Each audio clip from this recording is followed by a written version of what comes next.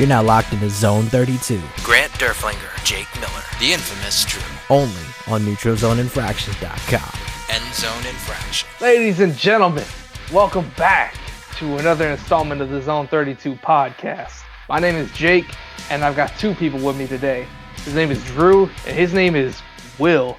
We got a lot to get into, but say what's up to the people. What up? What's going on? Oh, there you go. So anyway, draft night, and there was no shortage of moves being made, wide receivers getting traded from one team to another, including our own Marquise Brown, who... Goodbye, you fucking midget. Yep. Fucking he's Arizona gone. Piece of shit. Yep, he's traded off to the fucking the convalescent home to play with the other midget. That way he's not the only player diminutive in size on that offense. So out goes Hollywood Brown, or Marquise Brown, whatever the fuck. In comes Tyler Linderbaum at pick 25, and in comes Kyle Hamilton at pick 14. So I'm going to leave it to y'all. Drew, have at it. I love the Hamilton pick. Since early on in the draft process, I was a Jabo first, and then a Jabo towards Achilles. So I always wanted Hamilton. I did not think he was going to be there at 14. As the combine and everything progressed, his stock seemed to drop for whatever reason because people put way too much stock in a fucking 40 time in the underwear Olympics. I am fucking thrilled that Kyle Hamilton is here. He's definitely the best safety that we've gotten in the draft since Ed Reed. I mean, that guy is just a playmaker and exactly what we need on the defense. And you pair him with Marcus Williams. You also get Chuck Clark out of the fucking secondary, too. I tweeted that immediately after we drafted. It puts him into a better role. I mean, he has a role that fits his skill set now where he's not the guy that's going to be on the field all the time. So I think Chuck Clark is still has some value, but the fact that he doesn't have to be on the field all the time. You give Chuck Clark the green dot and you make him play a split safety role. Like, he's just that guy. And, so you get rid of him out of that role. He's not going to be on the field all the time. I know McDonald likes to run that 4-2-5 with three safeties. And so maybe Chuck Clark becomes kind of your, like, hybrid linebacker safety guy. And we got Stevens. Stevens is that, like, good swing guy. Yeah. Swing slot corner, split safety guy. Like, now Chuck Clark is not the guy that's calling your defense every play. You're not going to have the blown coverages that we've had. Again, I've long said Earl Thomas was right for punching Chuck Clark in the face. So now that whole nonsense is gone. And, I mean, great pick. People were less than happy about the Linderbaum pick.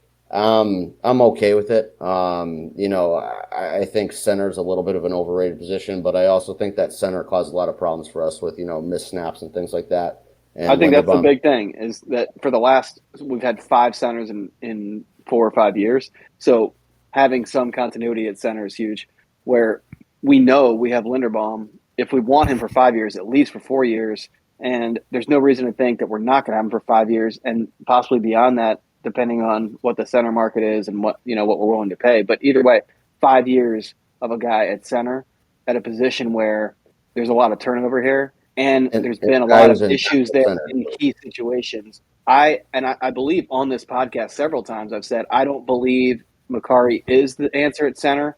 I don't believe in him as the answer at center. I like him more as a guy who can play every position where we need him to play it, as opposed to here's his role. He's the center. I don't like that. Now think about it. If Ronnie Stanley is not 100% to start the year, you can now slot Morgan Moses over at left tackle. You can put Makari at right tackle. And is that the best offensive line we have? No, obviously Stanley should be healthy, but it doesn't hurt having that kind of flexibility. Again, we saw what happened last year when you had to put Alejandro Villanueva, the fucking war criminal, at left tackle. Like, that was bad. And and the year before. And the year before when Stanley went down. Again, like, you now have depth at a position that's been a problem for us. You never have to see Tyree Phillips again at any of the tackle positions. And right. I think that Linderbaum, although is not like the sexy pick, not the splash pick, it's the right pick. It's the guy. That's the reason we're seeing the backlash is because anytime you take an offensive lineman in the first round, there's going to be a small group of people who like it, and then there's a lot of people who are like, "Who the fuck is this guy?" Because who knows who an offensive lineman, and nobody pays attention to that shit. Yeah. I mean, like, casual fans don't care about offensive linemen. They just know whether all they know is if they watch and the defense is getting your quarterback, the offensive line sucks. If they're not, then your offensive line is good. That's all they know. So no one's going to be thrilled about a fucking center. No one knows who a center is. And I mean, if you think about it, Lamar won a unanimous MVP because he had an elite offensive line. He was throwing the ball to fucking Seth Roberts and Willie Snead. Like, Yep. Lamar is obviously capable of doing well with subpar weapons if you can block for him. So now we have. And I guys don't think who we have can block. subpar weapons anymore. So that's the thing. No, we no, are, but I'm saying we are that, significantly upgraded. Yeah. Yeah, we have significantly upgraded weapons, but again, you have significantly upgraded offensive line, and I think that's very important for, just the team in general, running the ball and Lamar passing the ball, giving him time in the pocket, For sure. Giving him clean snaps. Again, like that's a very underrated part of the center position that we haven't had for years. Bozeman was left guard that we converted to a center last year, and he wasn't terrible, but he wasn't, a solid center. There was still some questionable snaps from him last year, whether it was in the shotgun, he was snapping it high, low, not perfectly where Lamar needed to catch it. I just think that Linderbaum, again, isn't the sexy pick, but he works and he fits the team and he fills a need. No matter what, when you pick the best player at any position, yeah, and it's a position of need, you've done well, especially in our situation where it was a pick that we got from a trade and we traded out of the pick we got from the trade. We traded back and still got the guy we wanted. There's no if we wanted him, we thought he was going to go, we would have taken him at 23, but we ended up getting more picks out of that Marquise Brown trade. So Marquise Brown netted us a lot. So we've upgraded in several ways just from trading Marquise Brown, who we learned he's the one who wanted the trade. Yeah, like I said, he can go fuck himself. Right. I think I've been one of the loudest anti-Hollywood people, or anti. You've been the loudest, as far as I'm concerned. Yeah, I mean, I've been pretty loud myself, but you've been I've not leading the bandwagon. Again, day one coming in, whatever, I'll let it live. You and I had a long discussion today about the fucking personalized chain with the fucking picture of him, yeah, to draft day. Just since that point, I've always thought he was a, cocky midget that has not really earned his, earned the attitude he has, and then he continues to prove. Take back everything I said in that conversation, by the way. No. You what? I take it all back. You were right. No, I'm always right. I'm always on the right side of history, but no, I mean, like, since day one, I've always thought that he's just this, fucking arrogant little midget that thinks that he's better than he actually was. He never proved shit here. You go back to the soldier tweet. That was really where I fucking started hating the guy of, what's the point of having soldiers if you don't use them? It's like, well, what's the point of throwing you the fucking ball if you're not going to catch it? And then you go to that offseason where he's, out here flirting with Willie Snead and Des Bryant's corpse who are talking shit about Greg Roman. And trust me, I trash Greg Roman more than any other human being alive. But again, like, it's not Greg Roman's fault that when you get thrown the ball, you drop the fucking ball. And then this year, you get the Detroit game, you get all the drops, and then you get the last 8 games of the year. He had 77 targets, he had 325 yards and no touchdowns going down the stretch. And then he had the fucking audacity to get on his Instagram and celebrate 1,000 yards receiving after getting bounced from the playoffs, 5 minutes after the fact. Like, honestly, fuck that guy. And the fact that he had the balls to request a trade, like, he can honestly go fuck himself.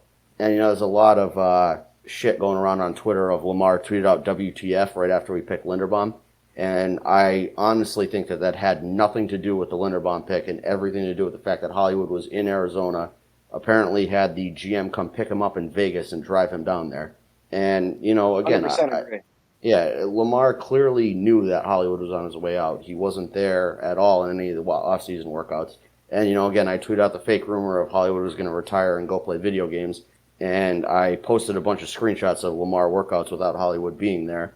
Kind of pointing out that was weird. Hollywood followed him around like that unwanted little brother for fucking years. And then all of a sudden he's MIA in the offseason. Like, Lamar clearly knew this was coming. This was and I think that Lamar's WTF tweet, if you look at his, I don't know what's been deleted and what hasn't at this point, but what I do know is before I saw that Hollywood tweeted something to the effect of like, wish I could have played my whole career with Big Brother. I'll see you at the top. I think that was the gist of it. And Lamar responded to that. So the WTF tweet was not him responding to the trade. He knew about the trade unless he read that tweet and didn't know what the fuck Hollywood was talking about, which I can't imagine was the case because it's pretty clear. So he's not responding to the fact he's just figuring out that there's a trade that happened. I think he's responding more to what you're saying is that video of Hollywood is already in Arizona. Hollywood already knew it was happening. So I think when Lamar saw that tweet, he thought, I don't know whether Hollywood's in Florida or in Baltimore or wherever. I don't know where the fuck he lives in the offseason. But I think he was caught off guard by the fact that Hollywood was in on this from the beginning, and maybe learning that Hollywood was the one who asked for the trade. Because I know in the offseason, Lamar has been defending, saying, I don't want him traded, and he's the one asking for a trade. There's no way he was communicating that to Lamar based on that tweet. That's what I think. And exactly. It was not about Linderbaum because he liked a tweet about Linderbaum being drafted. I think the WTF was I had no fucking idea this rat midget fuck wanted out of here this badly and had this orchestrated behind the scenes days in advance.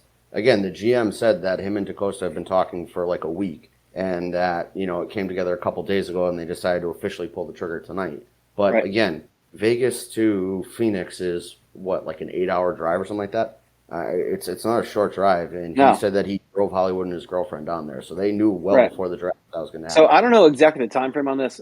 It was several months ago. It was either January, February. It was a long time ago. I tweeted out that the problem in Baltimore with Lamar on the side of the front office is not with Lamar. It's with Lamar's alignment with certain players and the way that those players were influencing Lamar's behavior, because Lamar is a leader, I think. Lamar considers himself to be a leader of people by being on their side as opposed to being someone who keeps them in line. And he was being influenced by the guy who's not here anymore, the guy who was showing up late, who was kind of pushing back against the front office, who wasn't being a team player, who was more about his targets and his catches and his touchdowns than he was about wins and losses. So I don't know. I think this is going to be good for Lamar to get an. I don't know if it's a bad influence or a neutral influence. Whatever it is, it's an influence on Lamar where he felt he needed to stick up for someone who was on the wrong side of the front office, and rightfully so. Hollywood Brown is a guy with a huge upside. When he plays well, he's great, but when he plays average, he's bad. Like he's like a home run hitter. So he's like Adam Dunn. Adam Dunn's a guy who would strike out 200 times a year, but he'd hit 40 home runs. That's Hollywood Brown. He's a guy who he's either going to hit a home run or he's going to fucking strike out. And in football, that doesn't fucking play. I mean, I specifically remember, and there's a lost episode of Zone 32 where I went fucking absolutely apeshit on Tony Lombardi over that Kodak Black article that he wrote. And I specifically remember texting with you before, and I was fucking actually like kind of mad about that. Like that whole thing threw me off. Where he was talking about the front office is mad at people influencing Lamar, and he pointed at Kodak Black. And you and I had talked beforehand, and we were talking about Hollywood Brown being the issue, and Hollywood was the one who was making him late, and Hollywood's the one clinging on to him and dragging him down. And you were 100% correct. Like that's very clear that that's what happened. Is that Lamar had, his guys back because that was his wide receiver one for a couple of years. And, he backed him, wanted him to get paid, wanted him to be happy here. And Hollywood just wasn't that guy. And there's really no other way to explain it. He just was not a wide receiver one. He demands a wide receiver one target share and does not produce at a wide receiver one level consistently. And he wants a wide receiver one salary. And, that's fine for him. And again, he shares an agent with all the same guys, all the wide receivers who have been moving around this offseason and who have been doing this exact same fucking thing. To his credit, he didn't do this publicly. So I do give him a little bit of credit for that, where he wasn't one of those guys who put the shit out, out on Twitter. I mean, I guess to a degree he did with his like blackout thing, but he never put any comments out there. And I'm going to be honest with you. I think that your fake rumor about the fucking Twitch streaming shit, it almost like derailed that angle, because once you did that, it got enough attention from mainstream and from enough people where they were like, we can't do this, like this holdout demanding, especially when an EDC. I want you on this podcast to I was just gonna interrupt you and say that EDC got out ahead of this, and he said, he said without any reason to do it. At this point, he said, I'm going to give him the 5th-year option because he knew it's a $13 million option because Hollywood didn't hit any of those escalators. So he basically told him, yeah, if you're here now, I'm gonna give you that 5th-year option. It's gonna be a $13 million contract, and it's gonna be a fucking steal. He told him that to his face. I'm gonna pay you $13 million, and you're gonna like it. and it's going to be so much cheaper than everybody else, and you can't do anything about it. So what do you want now? And he ended up getting a fucking first-round pick out of it. You got a and higher not just a pick. first-round pick, he flipped it into more picks. So he got the 23rd overall pick for him. He picked him at 25, and then he flipped that 23rd overall pick for 25, and I think he got a 4th-round pick back with that. Either a 4th or a 3rd, yeah. I mean, it was a steal. It's another 4th. There's we now have 6 4th-round picks. And anybody who thinks we're picking 6 times in the 4th round is out of their mind. We are going to be back in the 2nd round tomorrow. We're going to get tomorrow. So Jake, just prepare yourself. We're going to record another podcast tomorrow because tomorrow we're probably going to pick 4 times. Oh, for sure. No question.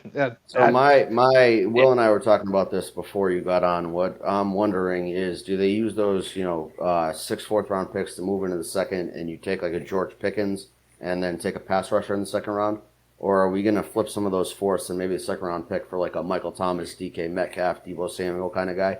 I don't have any kind of source on that or anything like that, but I just wonder, is the move to go with an established wide receiver? Or are you going to go with, George Pickens and maybe sign a Jarvis Landry, sign a Julio Jones, something like that? I think that's the move. I think we're going to take somebody like Pickens. We're going to get a Pickens, and we're going to get somebody like McCreary, and we're going to sign somebody like Julio Jones, Julio Jones at that point, he's well suited to the wide receiver group we have, where he's going to get his snaps, he's going to get his targets, but he's not going to have to be Julio Jones 5 years ago. He's going to be able to play. Even want to be Julio Jones 5 years ago anymore? No chance he wants to be, because he knows if he runs too many routes in a game, he's going to come up with a hammy and he's going to be out for another 3 games. So Julio Jones would benefit from this. He wants to go to a team where he can have, like a bit role, but when he's on the field, he's still effective. So I'm not saying Julio Jones is the guy we're going to get. It would be great if we got him, because Julio Jones in the right role is. Let's compare to AJ Green. I think they're probably comparable players at this point. I take Julio Jones every fucking day of the week over AJ Green, and I would still take AJ Green, but he's already signed. So, a big veteran receiver like that is somebody we need. So if we can go get George Pickens, who most people that I've talked to anyway think George Pickens is, if not the best, near the top of the wide receiver group being drafted, except for the fact that he has some question marks with his personality. And those I never really, again, you read all these things about these guys have red flags personality-wise. You and I were talking about Jermaine Johnson. I've read that he had gang ties. I've read that he's got some. That's not a personality issue. Those are legitimate. Different. But I'm saying, and I don't know how real those are. But so they explain those away as personality issues, and so like you just said, gang ties are a lot more serious than George Pickens is just kind of an asshole who likes to fight people. You know what I mean? Like, that's very different to me. And you put that George can get Pickens fixed when you get to the NFL too, because when you're when you're in college and you're the big swinging dick at the cracker factory, it's a lot different when you walk into an NFL locker room and there's much bigger swinging dicks around there. So you can. I don't worry about it as much. You can coach the asshole out of somebody. You can't coach blood affiliations out of somebody. Right. To me, Pickens. No, you can't. If we go get Pickens, Pickens is Hollywood. He can do everything Hollywood can do, but he's bigger, faster, stronger, has better hands. He is a better version of Hollywood, and I would take him every day of the week. Whether it's if we take him with value, or we took him where we traded out of if we took him at 23, I would have been, honestly, because we're just replacing Hollywood. Yeah, I thought there was a shot that we were going to take him at 23 or 25, and I would have been fine with that. Right. Lamar needs weapons, but Lamar needs guys who are going to be reliable. That's really the thing, is that, you can go sign Deshaun Jackson if you want that Hollywood Brown production. Like, Deshaun Jackson is out there, and you can do the exact same thing of he's going to be your home run threat. He's going to catch 3 balls one game for 2 touchdowns and 150 yards, and he's not going to show up for another 2. And, we can go get that production elsewhere. We don't need Hollywood Brown for that.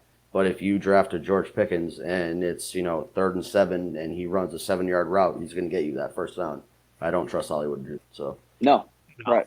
That's really all it boils down to for me. Yeah, that's the thing. It's like we get great value. I mean, we lose nothing out of trading Hollywood, except, I guess the potential that Lamar is miffed a little bit about it, but I think he'll get over it. I mean, he's professional, so guys are gonna come and go. But I really think we're not losing anything from a value standpoint in terms of we drafted him at 25 and we got the 25th pick back. So like we've literally lost nothing. We got everything we got out of him for those 3 years, and we got the exact same pick back. Well, not even. We got a better pick that we traded for the same pick that we got him for, plus more picks. So we got more out of him than we invested in him. So, anybody who's mad about that, and I'm looking at you, I know you're not awake right now, you drunk fucking elephant sleep bitch. I know you're out. Yeah. You're not asleep. You're passed out. You're fucking barely alive at this point. You're an idiot. We got everything back that we invested in him and more. You fucking idiot. But see, guys like Ian are the people who, it doesn't matter what the Ravens do. They're always going to look for a reason, an angle to be mad at. Because that's his shtick, is that he's going to be blackout drunk. He drinks a fifth of Jack, gets on Twitter and tweets a bunch of dumb shit, and then backs off it the next morning. So tomorrow morning he's going to be tweeting about how great Kyle Hamilton is, and that Linderbaum is a steal at 25.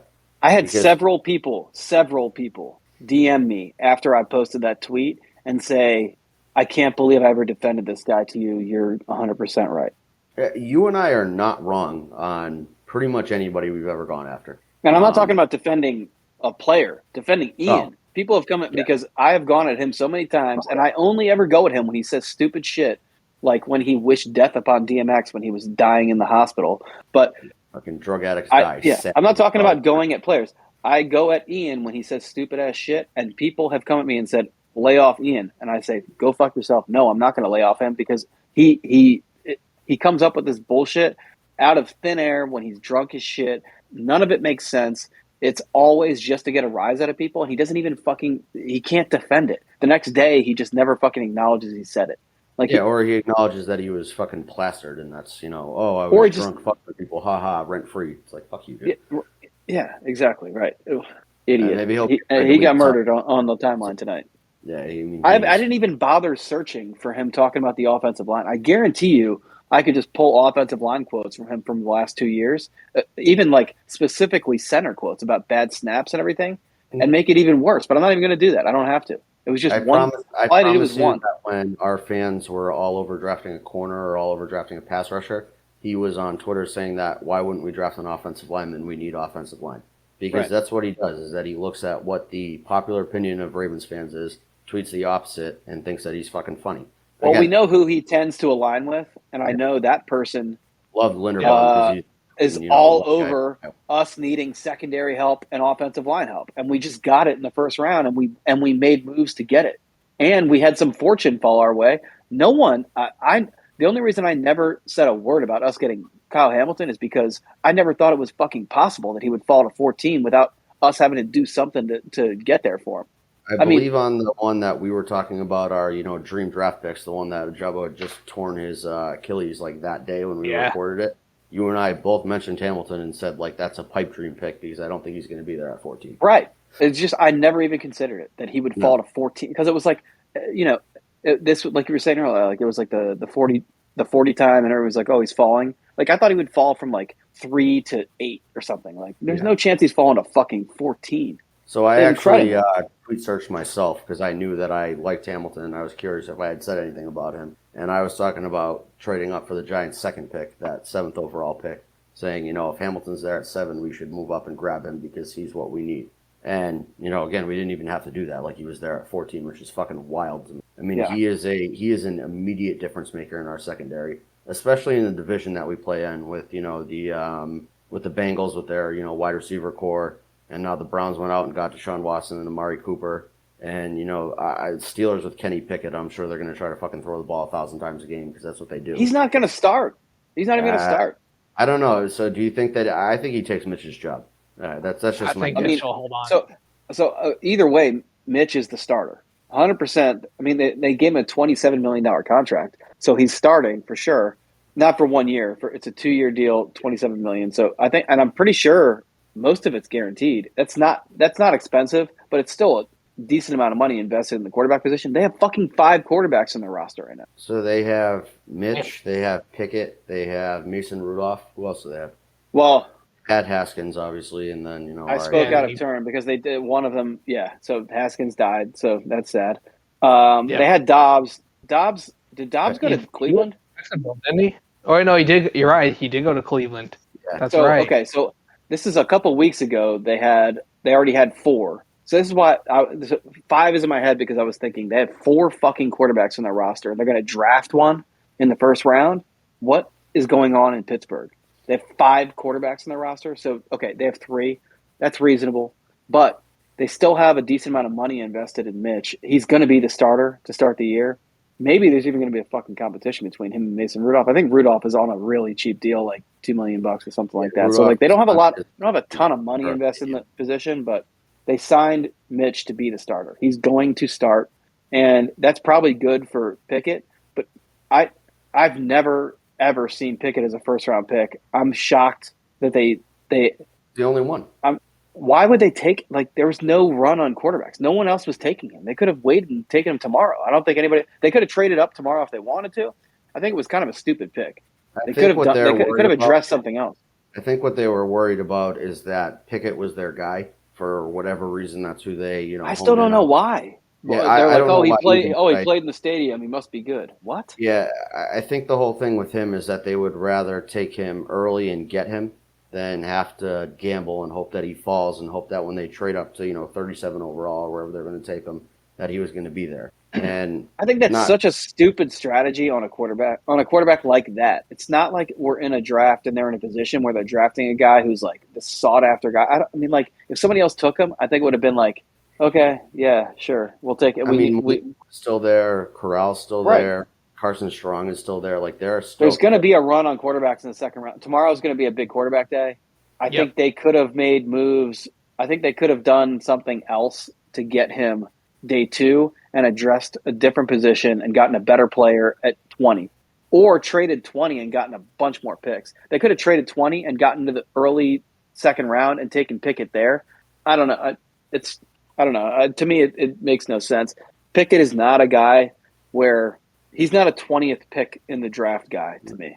But see, I like the fact that only Pickett's off the board now because, we're sitting at 45 right now with the 6 fourth-round picks, like we said. Before I would have said that we would have had to move up into the early, late 30s to get, whether it's Pickens, Travis Jones, I don't know, whatever guy, or Devontae Wyatt, whoever we're coveting there. Like, maybe we only have to move up to 50 to get a second guy that we're really looking for because there is going to be a run on quarterbacks. Teams are going to move up and take Strong and take Corral and take, Malik Willis. And that takes guys off the board or, that puts picks in front of us. Andrew Booth is another one that I'm thinking about here that, we might want, who might fall to, 47, 48, 49, 50, somewhere in that range where that lowers the price for us to move up. And we definitely have the ammo to do that. Yeah, I mean, we could flip 45 and one of our 4s or 2 of our 4s get into the 30s and then get back into the 40s. Yeah. We could flip 45 and get 49, 50 and a mid to late 30s pick and get 2 guys like Pickens and McCreary or Pickens and who did you say? Mafe. A pass rusher. Oh yeah. We haven't even touched edge, and we obviously need to do that. So I don't know. I mean, we are in such a great position. I know. So I would say the Jets and the Giants are ahead of us in terms of what they did in the first round, but they couldn't go wrong. They had such great picks. It's hard to beat the Jets because they had 3 first-round picks. You're not, and right. They made 3 correct picks in the first round too. But aside from those 2 teams who were fucking loaded in the first round, we did better than everybody else. And the Eagles had 2 picks. Yeah. They traded out, but we still beat them. Had a pretty solid day too with getting AJ Brown, but it's still, again, we're in very good shape for tomorrow. I think that remains to be seen. AJ Brown, I would have loved it if we had drafted him over Marquise Brown a few years ago. However, now trading the 18th pick and paying $100 million, 57 guaranteed for that guy who is injured every single year for a handful of games. I don't know. I mean, if he doesn't get hurt, that's a great deal for them. But if he is the same guy he's good when he's playing, but he's missing time. So I think the Titans, at this point, you got to say the Titans did a really good job of flipping AJ Brown into some great assets on their end. And Traylon Burks and AJ Brown are very comparable players, except for the fact that Traylon Burks is faster. He's bigger. As far as I know, he has 0 injury concern. So you may be getting the same player with the upside of not being injury prone and not needing $100 million. And right, not needing $100 million. Not just that, but you have 5 years of salary control on the guy. So like, that's a pretty good trade to me. If I'm them, I think that's pretty good. So That's about the as Titans close to did well. I'd say the Titans are right behind us. So like, I'd say it's the Jets and Giants are neck and neck at 1, then us, then the Titans, and then I don't even know who's behind. Like, I didn't pay that close of attention. Twice in the top 10, which we can't Who's that? compete. Yeah, right, exactly. Like, So I mean, that's not even. That was a given. It's correct. They had better drafts than us, but again, we can't compete with that. That's not a. If they didn't, then it would be a big problem for them. Yeah, yeah. I mean, the Giants did great with Thibodeau and Neal. Like those. Yes. Are picks. Yeah. And obviously our goal. I think the only way we could have done better is somehow we got Thibodeau, but the fact that he went 5 to the Giants on their first pick, there was no way we were ever getting him. They weren't going to trade us any pick that. Fuck with me today with the whole, if Thibodeau's there at 7, like you guys have a deal in the bag, and they went 5. Like, right. I don't think today could have gone much better for the Ravens than it did. No, couldn't. Yeah, there's nothing we could have done to make it go differently. Yeah. And it was fortune that led to us getting Hamilton. But then beyond that, EDC, what a fucking masterclass. Oh, my God. Yeah, again, I mean, not enough will be said for me of the amount of shit that I've given that guy over the years. But he has he shut me up pretty well, so I'm good with that. I mean, that's a solid move on his end. Like, he really, again, I've gotten all over him for not being aggressive, and I think getting rid of a malcontent and getting legitimate draft capital back that used to better your team is all that you can ask for out of a G. What he did today was almost like he has like a burner on Twitter, and he like took into account every fucking corner of Ravens Twitter and was like, okay, you guys, you want the guy who is probably like talent wise, arguably the best player in the draft. Kyle Hamilton, talent wise, is up there. It's just a matter of like what team needs are. So Kyle Hamilton could have been on anybody's board the most talented player on this draft. We got him at 14. Great. So that satisfies a lot of people. Then you have the people who hate Hollywood Brown, which is a lot of people, a lot of outspoken people. All right, I'm going to get rid of him. And not just that, I'm going to get back a first-round pick that is better than the fucking pick we used to get him in the first place. I mean, unbelievable. And then he goes and he satisfies the nerds, the offensive line nerds like Cole, and took Linderbaum. Cole is not a Linderbaum guy. But no, he wasn't. He corrected that. He said he's not a Linderbaum guy at 14. The fact that we got Linderbaum at 25 is a whole different story because it's addressing a need. It's a grinder. It's a guy who's going to be here and he's going to. I mean, like Linderbaum is the starting center. Period. It's not even a question today. No, so we drafted 2 starting players today, and we got rid of a guy who was going to be a problem, who has been a problem, really. Like he's caused problems that people don't want to even acknowledge. So what EDC did today was like, I mean, for everything that people, all the shit people give him for. Not like he doesn't listen to the fans as if he should. It's not his fucking job to listen to the fans. What he did today, it satisfied so many people. Oh my God, so many people are going to bed tonight just punching their pillows. Fucking EDC, he did it. He's going to have to sit down and look at the way that he played the Hollywood Brown situation. Of again, like you said, saying that I'm going to pick up the 5th-year option for $13 million. That sends a message to Hollywood Brown that we're not going to fucking pay you this year.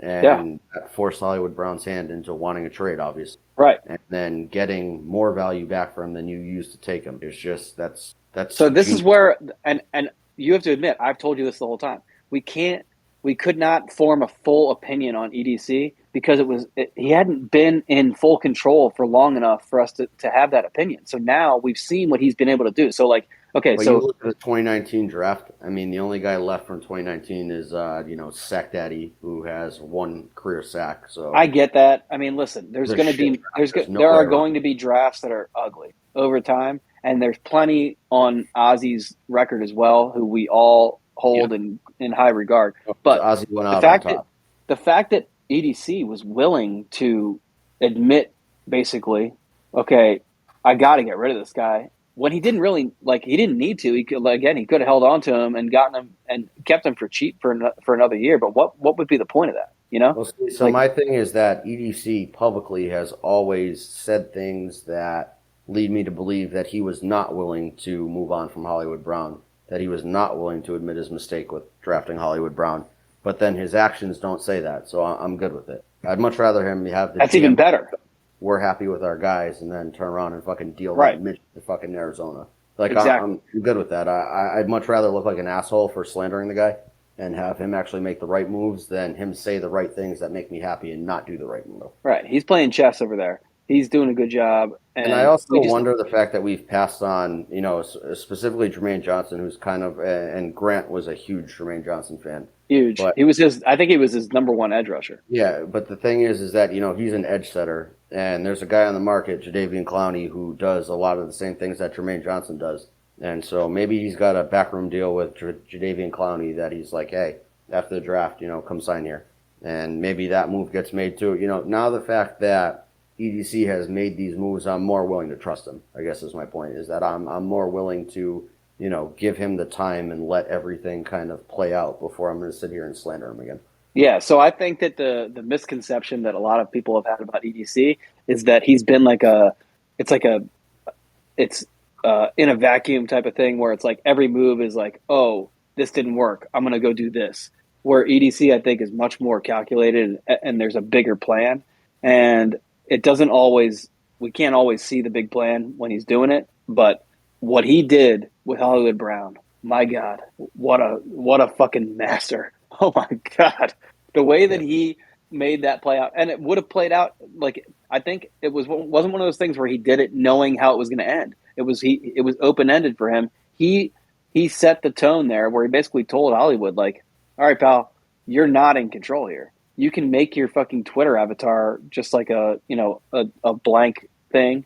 You can remove Baltimore Ravens from your social media. You can go play video games. You can do whatever the fuck you want. I got your fucking rights. So no matter what you want, I'm going to do whatever the fuck I want with you. So you tell me what you want to do, and then I'll see what I can make happen, and we'll see if we can make it mutual beneficial. And I think it did work out well for both. So I think that there's probably no hard feelings on both ends. So that's good. I think there's a lot of hard feelings on one end, and I don't think it's because I again, you look at Hollywood is out here liking Ramey's tweet of, Hollywood finally escaped Greg Roman, and, he's been pulling this petty shit for fucking years. I think he's fucking mad, and I think that he thinks he's better than he actually is. And that's fine, whatever. Like, go prove yourself in fucking Arizona. I hope you get 1,500 yards and 10 touchdowns. It's not going to fucking happen. You're going to be wide receiver 2 there with your fucking midget friend, Kyler. It's a perfect place for him with Kyler, because Kyler's a first half guy. So it's like they can both go off in the first half and then disappear in the second. Yeah. Yeah, and, again, have all the fucking fun in the world you want in Arizona. Go make $30 million a year in Arizona and get the fuck off my team. Go live in a 55 and up community. Yeah. Yeah, exactly. Go have fun in your fucking desert out there, you fucking punk midget fuck. Hopefully a Smurf Village has some fucking room for you, and you can, fuck off and live there for your fucking point. Go hustle, shuffleboard. Yeah. Yeah. Yeah, I've never been, I was thrilled that we got fucking Hamilton. Again, like you and I were talking about, like, I thought that there was zero chance that he was ever going to fall to us. Tell me a secondary that comes anywhere close. No. I mean, Peters, Marlin, fucking Hamilton, and Williams is just, that's unreal. Those 4 guys are going to fucking lock down half the league. Like, there's just no way that people are going to throw on us like they did last year. Even then you get to the role players, and it's like, Chuck Clark being a role player, Chuck Clark could start on a lot of teams. For us, I'm glad he's not our starting strong safety anymore, but I'm not mad that he's on our team. Well, he's got a lot of experience.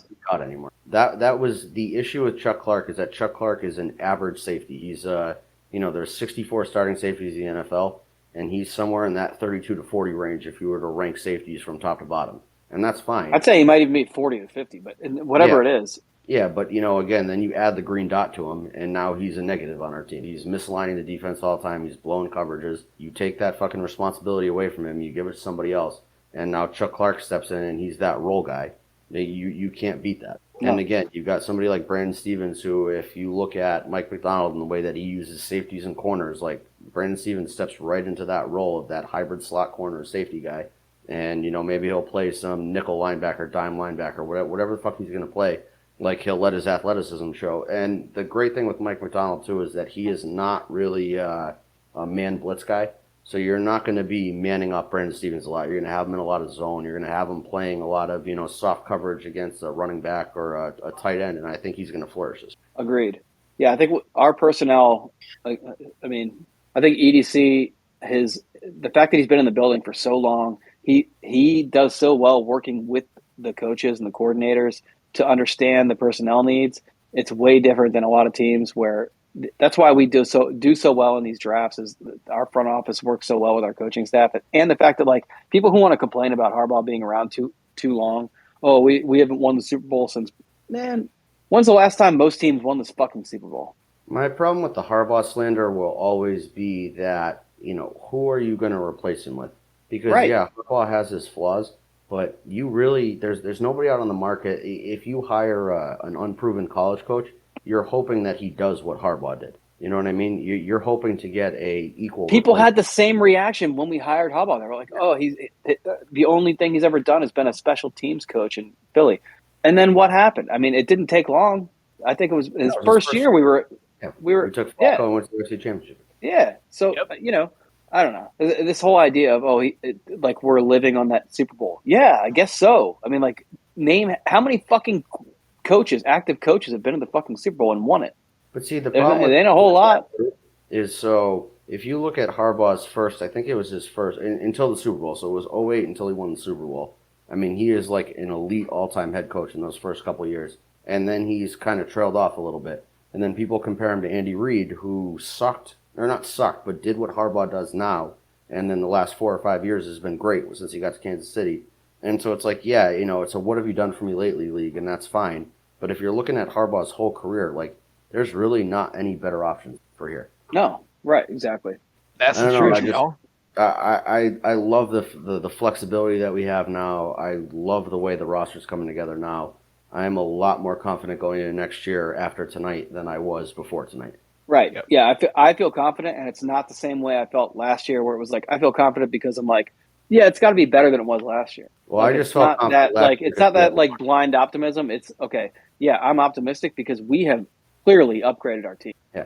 Clearly, we've addressed all the reasons that our team was not doing well last year. Obviously, a lot of that was injuries, and we're getting a ton of those guys back.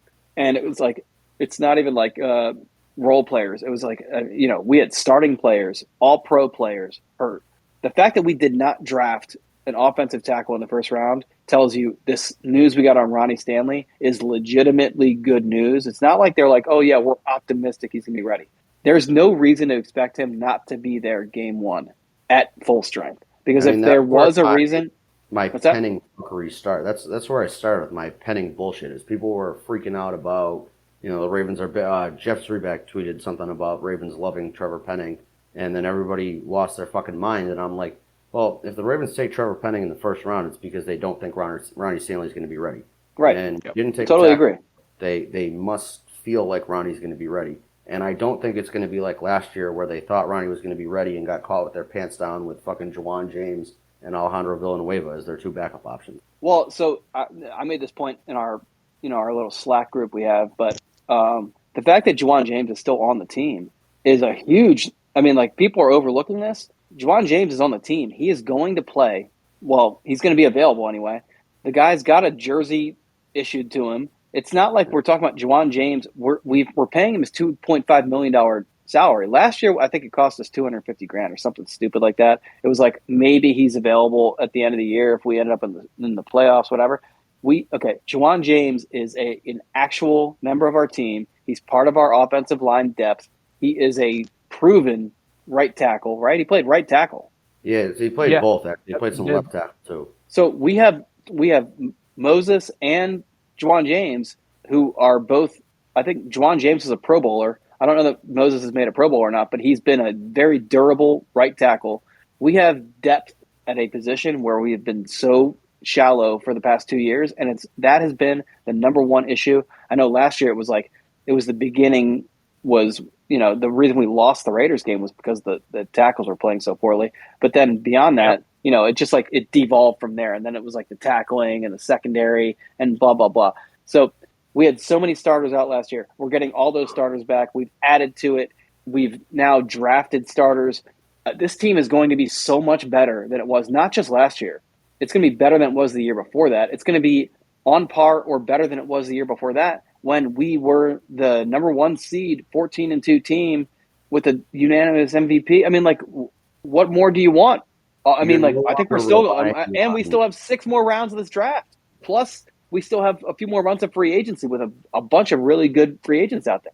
We're going to be you're a no really good longer team. relying on question marks, which is really Right, what exactly. it was like. Yeah, exactly. We're not like, well, this could work. Like, we're not signing Alejandro Nueva this. Yeah, there's no Alejandro Villanueva signing, because even if you put Morgan Moses on that same tier as Alejandro Villanueva, like you said, we now have Juwan Who would James. do that though? They're No, not but even. I'm close saying to the that same. you're not. Last year we went into the year assuming that Ronnie Stanley was going to be healthy and play all year, and our offensive line was kind of dependent on that. If Ronnie Stanley can't play this year, we still have other options. Right, And I and think that's and there's no reason to think that that's the case. I mean, no, but even if worst case doomsday scenario, and Ronnie Stanley plays another week and then can't go again, like there's other options. We didn't have those options last year. Yeah, to me, it's the difference is this year, Ronnie Stanley's going to play.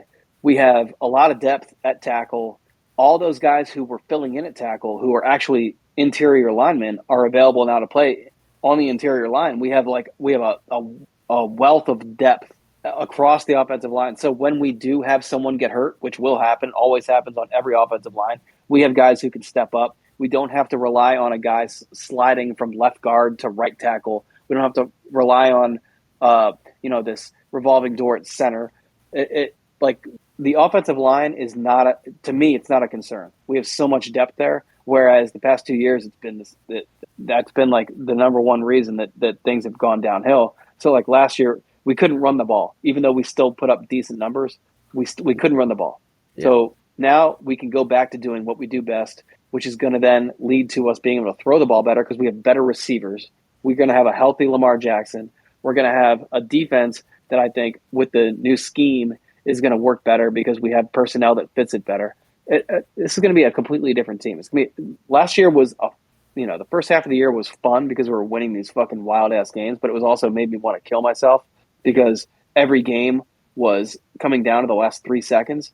I think we're going to be looking at a team that could look much more like 2019 than 2020 or 2021. And even if you want to call 2019 a fluke, 14-2 was a crazy year, and it wasn't like we were winning a ton of close games, and we were really just murdering teams. Right. Even if we go, 12-5 this year and make the playoffs, like you're much better set for the playoffs. Everybody's healthy. Right. Now we are built to win. Yeah, you go back to 2019. We won all those games. We were killing people. We got to the playoffs, and we had that fucking dud. Yeah. We're going to be built to overcome all the issues that led to us looking like shit in the playoffs. So I think that, it's a combination of things. Solely relying on Lamar Jackson being a superhero to win games. Right. And that's right. Really exactly. But he still can. So it's like we have all that, plus we still have a superhero. So I don't know.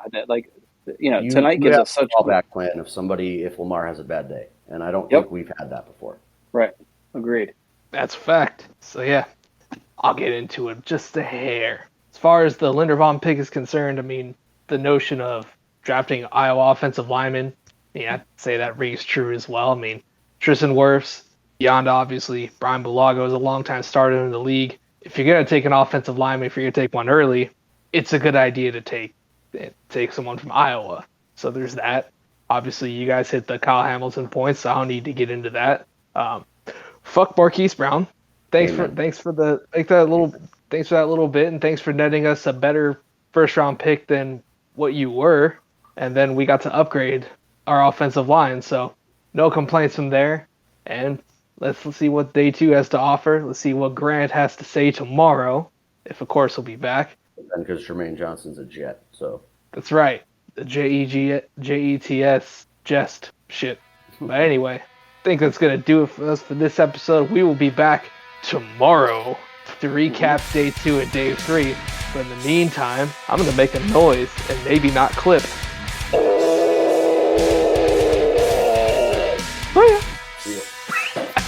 Grant Derflinger, Jake Miller, the infamous Drew. Zone 32.